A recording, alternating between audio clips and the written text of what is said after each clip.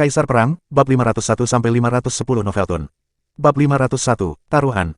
Xiao Yuan terbang ke atas langit dan auranya meledak dengan sangat gila. Dari kejauhan dia bisa melihat Bing yang sedang disegel oleh paku hijau yang menancap di tubuhnya. Paku itu mengandung kekuatan dunia dan sekarang Cao Yan sedang berusaha untuk membebaskannya. Bing tersenyum ke arah Xiao Yuan dan berkata, musuhmu sangat kuat dan mungkin yang paling parah, keadaan kami saat ini tidak bisa membantumu. Kau sudah banyak membantuku dan itu sudah cukup, mulai sekarang aku yang akan melindungimu. Bahkan dengan kekuatan api suci paku itu tidak akan hilang, maka satu-satunya jalan adalah membunuh orang yang sudah melakukannya. Kata Xiao Yuan dengan aura membunuh yang meledak. Tunjukkan kepadaku bagaimana cara kau akan melindungiku, kata Bing dengan senyum yang puas.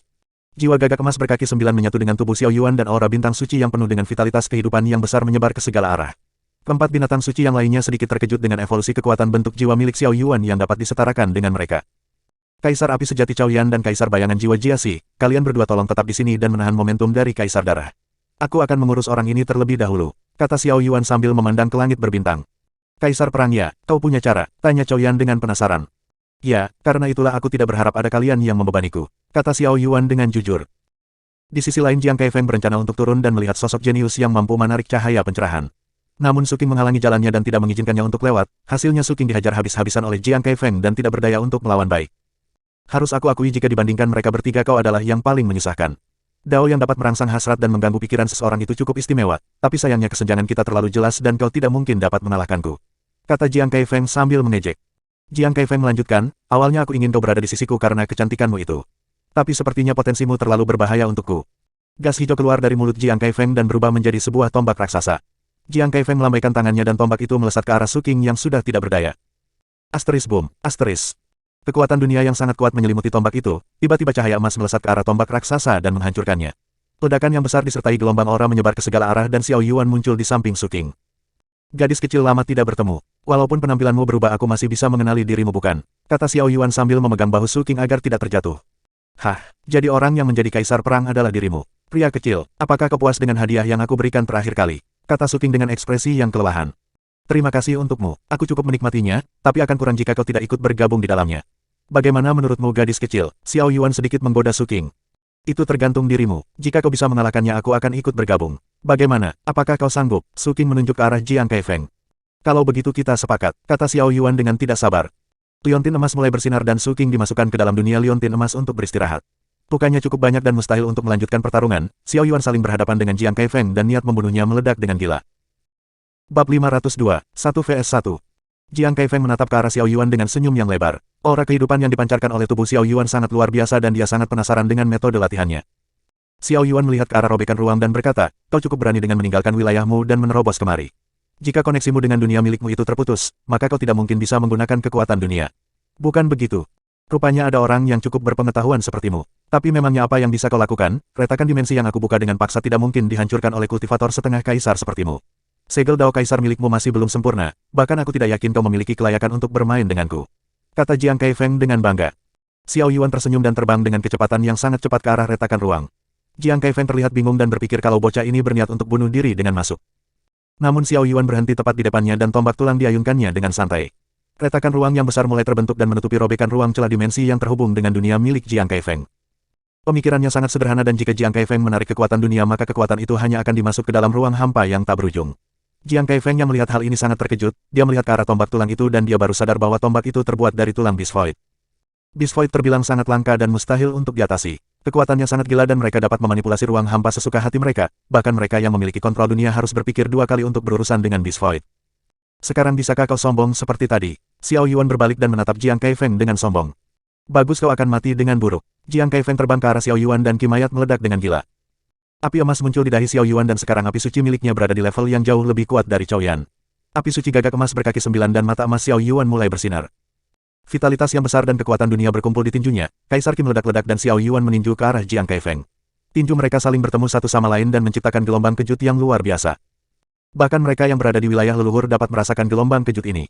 Tangan kiri Jiang Kaifeng hancur di bawah pukulan Xiao Yuan dan tangan kanan Xiao Yuan patah. Jiang Kaifeng tidak bisa menahan keterkejutannya dan darah menyembur dari lengannya. Xiao Yuan baru saja menjadi kaisar bergelar, bahkan jika dia sudah lama berada di level ini tidak seharusnya dapat mengimbangi kekuatan tingkat dewa sepertinya. Pohon keabadian mulai berdengung dan dalam sekejap tangannya yang patah kembali seperti semula. Jiang Kaifeng yang merasakan aura pohon keabadian dapat mengenalinya. Kau, memurnikan pohon keabadian. Jiang Kaifeng menunjuk ke arah Xiao Yuan dengan panik.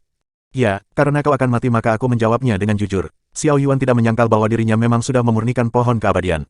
Jiang Kaifeng merasa sangat iri dengan keberuntungan semacam ini. Sesuai dengan namanya, pohon keabadian adalah salah satu harta dunia yang luar biasa. Mereka memang tidak akan menjadi makhluk abadi, namun mereka akan memiliki tubuh abadi yang dapat beregenerasi.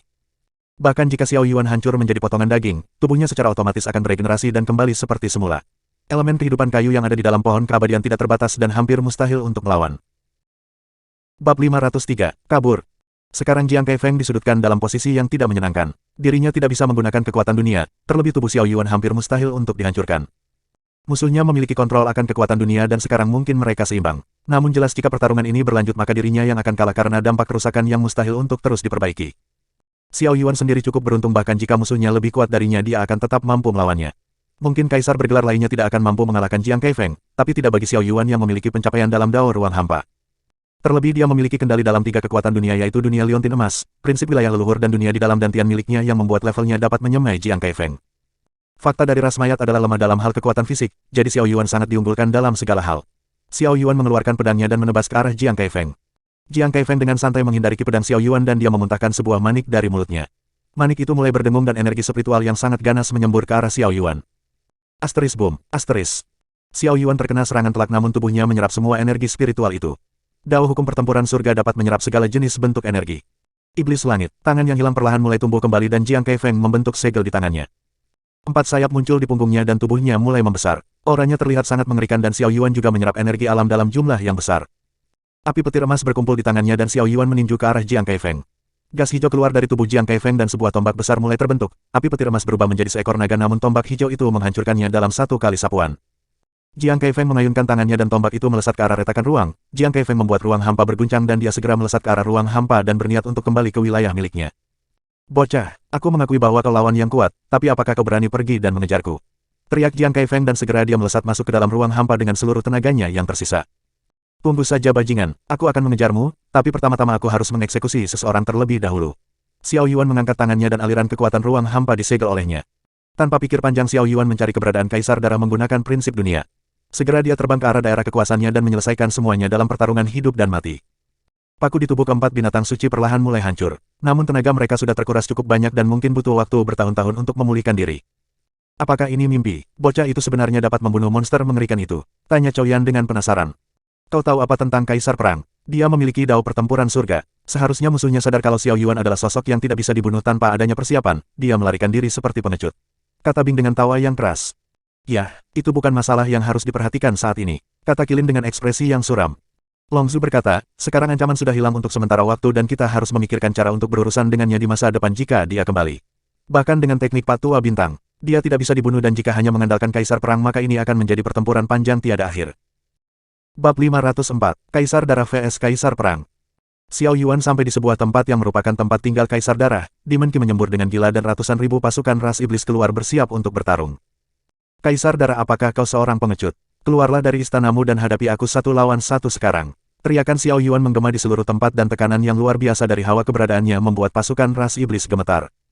Kaisar Darah keluar dan terbang ke atas langit dengan niat membunuh yang kuat. Kaisar Darah tidak menyangka kalau hal ini akan terjadi begitu cepat. Sekarang Xiao Yuan sudah menjadi Kaisar Perang dan pasukannya sendiri sudah gemetar ketakutan. Xiao Yuan, orang tua ini juga salah satu kaisar bergelar yang mendapatkan pengakuan dari prinsip wilayah leluhur. Kau ingin membunuhku dan memperlemah kekuatan wilayah leluhur, seharusnya kau tahu benar musuh apa yang akan kita hadapi di masa depan. Kata Kaisar Darah dengan marah. Siklus kehidupan dan takdir akan terus berjalan seiring berjalannya waktu. Kematianmu akan digantikan dengan kaisar yang lainnya, kita selesaikan kebencian ini sekarang juga. Entah kau atau aku yang mati hari ini itu semua akan ditentukan oleh kemampuan kita. Xiao Yuan terbang ke arah Kaisar Darah dan pedang di tangannya mulai berdengung. Bola hitam di belakang Kaisar Darah berubah menjadi pedang hitam dengan dao penghancur surga yang luar biasa. Tubuh Kaisar Darah mulai berubah menjadi wujud asli iblisnya dan dia juga melakukan serangan balik. Kedua pedang saling berbenturan dan menciptakan gelombang penghancur di atas langit. Semua pasukan iblis yang awalnya siap bertarung saat ini mengurungkan niatnya. Keganasan pertempuran di atas langit sudah di luar kemampuan mereka, bahkan kultivator tingkat Sein lapisan ketiga dengan mudah terhampas. Asteris klang, klang, klang, asteris. Suaran benturan pedang dari kedua pihak menjadi lebih ganas. Kekuatan dunia saling berbenturan satu sama lain dan terlihat jelas bahwa Xiao Yuan sangat mendominasi.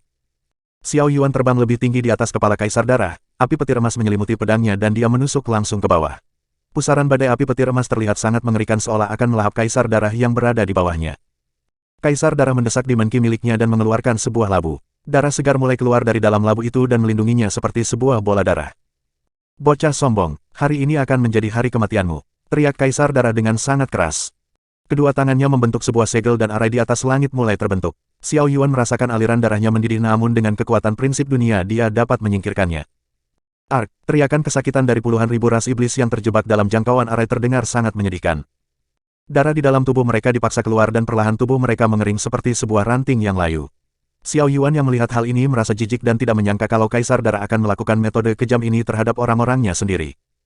Genangan kolam darah itu mulai memadat menjadi 4 kepala ular dengan ukuran yang cukup besar. Dao penghancur disatukan dalam satu bentuk dengan dao darah dan kekuatannya terlihat sangat mengerikan. Ular-ular itu melesat ke arah Xiao Yuan dan menyeretnya ke atas langit. Mata dan hidung Kaisar Darah mulai mengeluarkan darah dan dia terus mendesak Demon Ki miliknya sampai batas maksimal. Teknik ini adalah kartu as miliknya dan hidup matinya tergantung dari hasil apakah Xiao Yuan mati atau tidak. Kaisar Darah sudah menjadi kaisar bergelar selama beberapa dekade dan dia tidak akan menerima jika harus kalah di tangan seorang bocah yang baru menjadi seorang kaisar bergelar. Bab 505, Dao Agung Siklus. Kaisar Darah mendarat di tanah dan ekspresinya terlihat sangat kelelahan. Namun tiba-tiba di atas langit sebuah lubang hitam tanpa dasar muncul dan kekuatan ruang hampa terlihat sangat mengerikan. Sekarang Kaisar Darah mengerti mengapa tidak ada benturan ataupun perlawanan dari Xiao Yuan. Teknik miliknya tidak lain diasingkan ke dalam ruang hampa oleh Xiao Yuan dan membuatnya dapat mengurangi daya hancurnya. Tubuh Xiao Yuan diselimuti aliran dao yang jelas dan aura emas yang agung menyembur dari tubuhnya. Tombak tulang di tangannya diselimuti oleh aura emas itu dan membuatnya terlihat sangat menakutkan. Aura emas itu merupakan dao agung siklus yang menjadi inti dao yang Xiao Yuan kembangkan. Siklus adalah sebuah keseimbangan dari berbagai macam bentuk alam semesta beserta kehidupannya. Bentuk sejati dari dao harmonisasi yang mendapatkan julukan sebagai dao agung siklus, ini adalah bentuk sempurna dari kekuatan sejati dari kaisar perang di era yang sekarang. Jika kaisar perang yang dulu adalah pelahap apapun maka kaisar perang yang sekarang adalah pemilik takdir yang dapat melanggar hal tabu.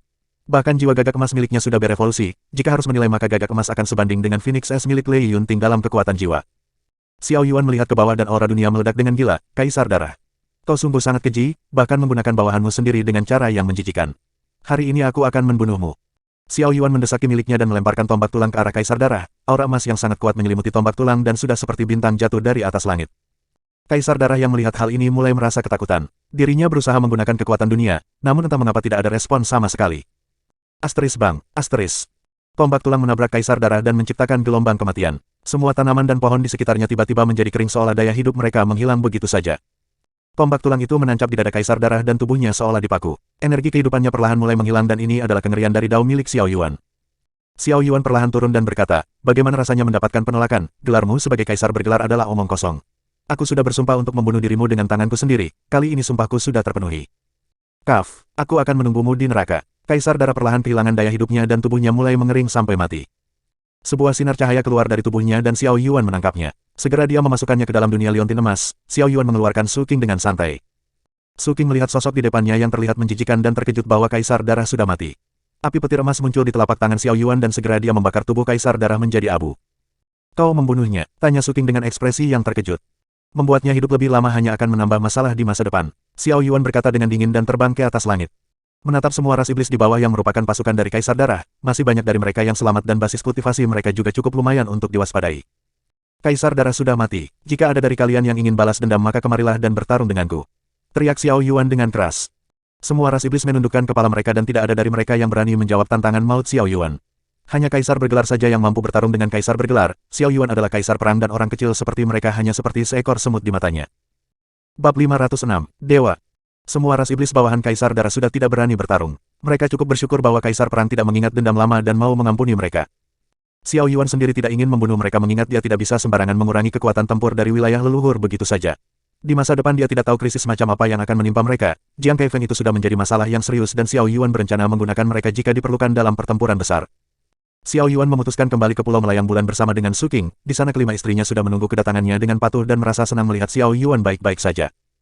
Keempat kaisar juga berada di sana dan bersama semua binatang suci. Sekarang kekuatan teratas di wilayah leluhur berkumpul di satu tempat. Tiandu menyapa Xiao Yuan dan bangga dengan pencapaiannya. Xiao Yuan membawa Qin Yue dan Kailin dan berkata, Master. Mereka adalah kedua istriku dari dunia kecil, bakat mereka cukup tinggi dan jika memungkinkan aku ingin Master menerima mereka di puncak harmonisasi. Qin Yue sangat berbakat dalam budidaya kultivasi dan Kailin cukup berbakat dengan alkimia. Bukan masalah besar, aku akan membimbing mereka secara pribadi. Tapi aku sedikit tidak enak dipanggil Master olehmu, sekarang kau adalah kaisar perang dan itu sama saja menjatuhkan martabat dari seorang kaisar. Kata Tiandu dengan jujur. Tidak mungkin, akan lebih memalukan jika aku tidak tahu berterima kasih. Anda adalah guru sekaligus orang tua kedua bagiku, tidak ada hal yang memalukan untuk menyebut Anda seorang master. Kata Xiao Yuan dengan sungguh-sungguh. Tiandu sangat senang mengingat dia sudah menerima murid yang sangat baik. Bahkan setelah dia berada di puncak, dia tetap tenang dan menjaga kesopanannya. Jiasi berjalan ke arah Xiao Yuan dan berkata, sekarang apa yang ingin kau lakukan mengingat kau yang paling mengerti situasi ini?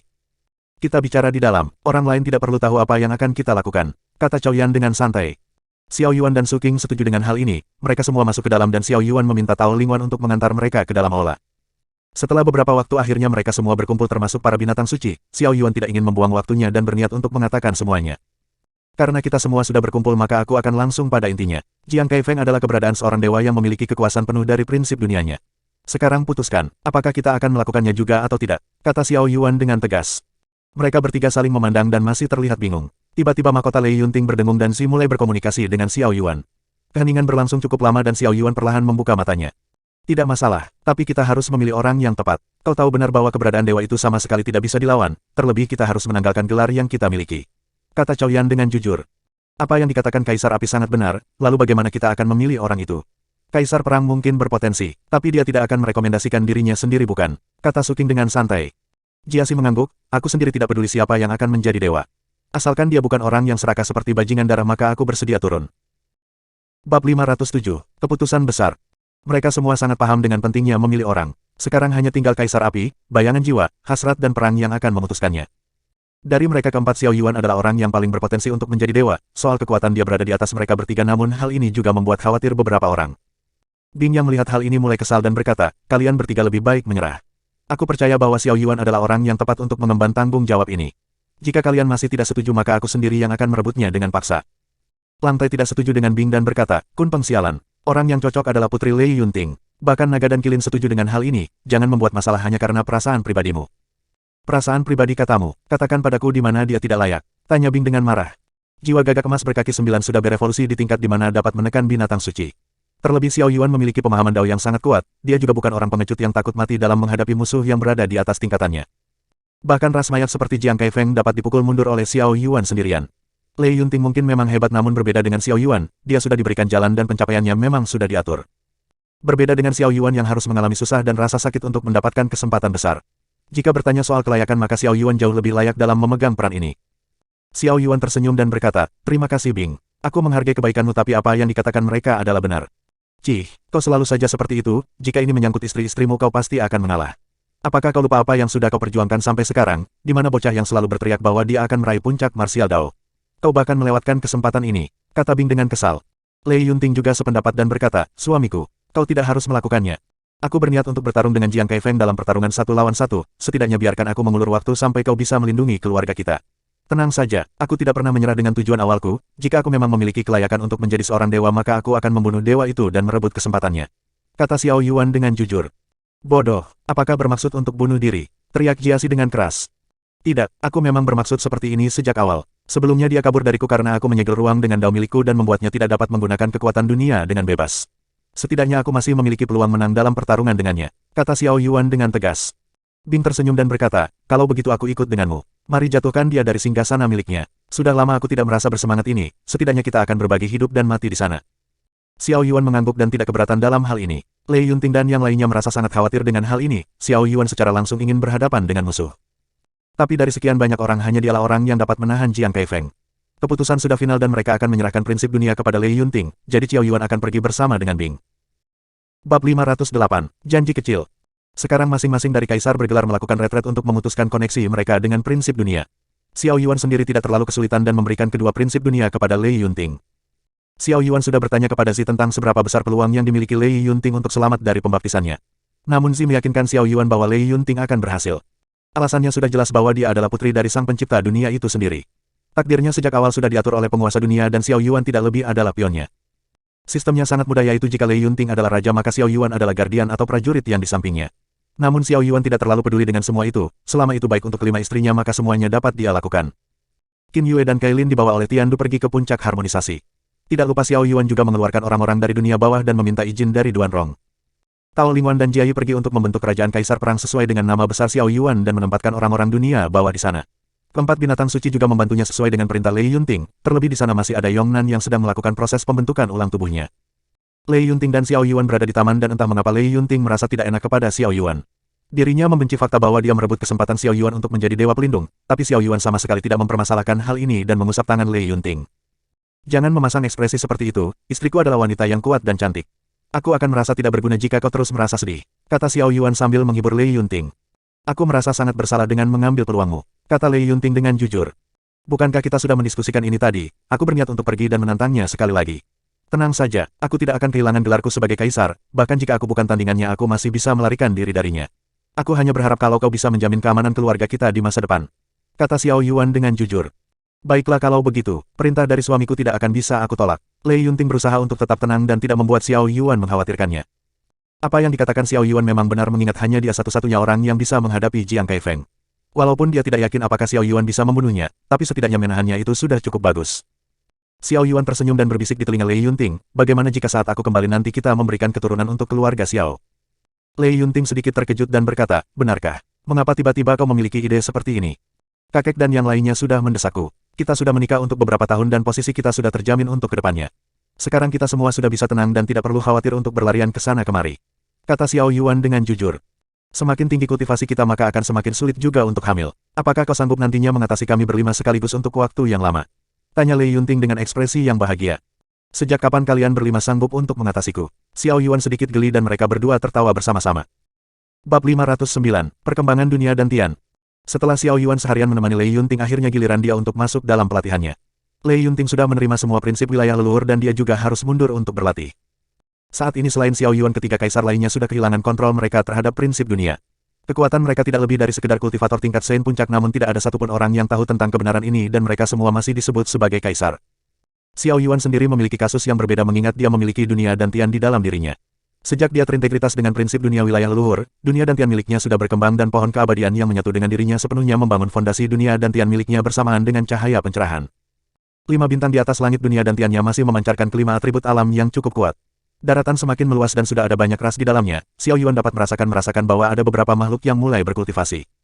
Namun mereka yang paling kuat hanya berada di tingkat langit dan sungguh mengecewakan. Avatar Xiao Yuan perlahan turun dan berdiri di sebuah pegunungan, dari sana dia dapat melihat pemandangan dengan jelas dan Xiao Yuan merasa sedikit geli dengan hal ini. Tidak jauh dari tempatnya berdiri beberapa ras yang mirip dengan manusia namun telinga mereka sedikit panjang sedang bertarung dengan bis buruannya. Xiao Yuan melambaikan tangannya dan sosoknya berpindah tempat di dekat mereka semua. Setelah melihat pertarungan akhirnya mereka dapat membunuh buruan mereka yaitu babi bertanduk 3. Salah seorang pria menyadari keberadaan Xiao Yuan yang berdiri di atas pohon dan segera dia menarik tali busurnya dan melepaskan panah ke arah Xiao Yuan. Musuh, panah itu melesat ke arah Xiao Yuan dengan gelombang ki yang biasa saja. Xiao Yuan dengan santai mengangkat satu jarinya dan tiba-tiba panah itu berhenti terjatuh ke tanah. Xiao Yuan tersenyum dengan dingin dan tekanan yang kuat menekan mereka semua hingga membuat mereka berlutut di tanah. Namun semua itu hanya berlangsung 3 detik dan keringat dingin membanjiri tubuh mereka semua. Sangat jelas kekuatan Xiao Yuan dan penampilannya sudah di luar nalar mereka, takutnya jika Xiao Yuan menginginkan mereka mati maka mereka tidak akan bisa melawan. Tolong maafkan kami Tuan Yang Agung karena mengusik wilayah Anda dan berburu di sekitar tempat ini. Kami akan segera pergi, kata pria itu dengan ketakutan.